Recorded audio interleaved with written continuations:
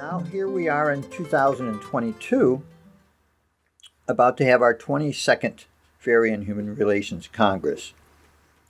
So the history of the Congresses has been, just so delightful. Every single one, we've had it every year, an annual event. Every single one has been very precious and very stimulating, lots of information.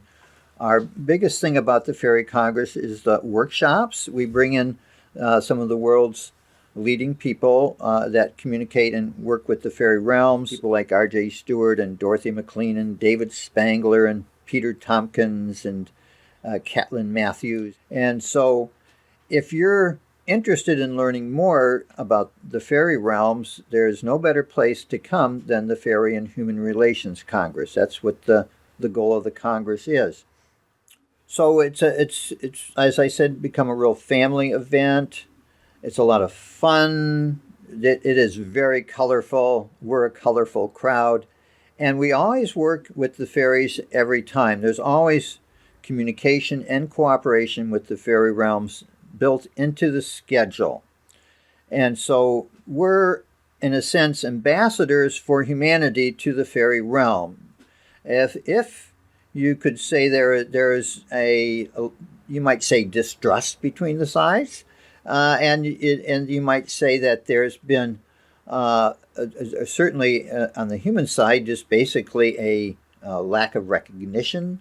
Of late, there's a lot of people not being connected to the earth or to nature or to the intelligences that within nature. So at any rate, so we're ambassadors to their realm, and they're sending their ambassadors, and we get together in this Congress and work on ways to heal the relations and build cooperation between our realms. So as you might be wondering, what happened during the COVID year? We did have a small Congress of just some of the more inner crowd. We had to formally call off our big Congress in 2021 because of the lockdown. We didn't do the big one. As a result, we decided to put on a Fairy and Human Relations Global Congress, an online Congress. Last year, January 2021, we put on our first Fairy and Human Relations Congress online. And here we are going into 2022. We are about to do our next Fairy and Human Relations Congress on January 14th to 16th. So I want to invite all of you listening or watching to come to the Congress. It will be online. It costs a bit of money, but it's affordable. We welcome people from around the world. You can be in England or Australia or anywhere to join the Congress. Most people that come are from the Northwest or around the U.S., but we do have some international people come as well and hope that will grow.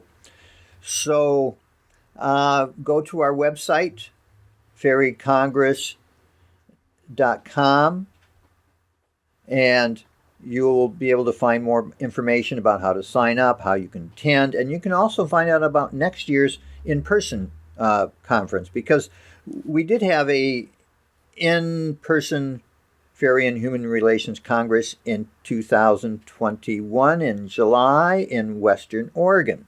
So we'll probably be doing it there again, not far from Salem, Oregon. So there's information on that in due course as well. So check out our website and see if it sounds right for you. We feel that the Fairy and Human Relations Congress is an important thing for the world. As I said, we're ambassadors to the other realms, and we're seeking their cooperation in earth restoration, in peace, and what the world is going through some really dire times at this point. Things are really difficult for a lot of people. And tuning into the fairy realm is one of the ways that we can work for a better world. We can work with them deliberately for practical earth restoration activities, doing land clearings, helping clean negative energy out of areas, helping people feel better. There's about by tuning in and being with the fairy realms and being with nature, we would say they go hand in hand. Being with nature and with the fairy realms can help really give you a sense of peace and meaning, and sort of it's a refuge in these times to be able to have these connections. So it's good for you, it's good for the world, and it's also good for the fairy beings that we work with, because both of our evolutions are speeded when we work together. We both evolve faster than if we weren't in communication. We see it as one of the world's needs is that we weave a better world between nature and humans, and between the fairy realms and humans, and so that the world can be a more whole place, and we can have a better future. So at any rate, we're well-meaning, and we wish the world well and peace, and enough for all. So if you're interested in fairies and working with them for a better world, come and check us out, folks. You're all invited. fairycongress.com. Bye-bye. This is Michael Pilarski checking out on December 14th, 2021.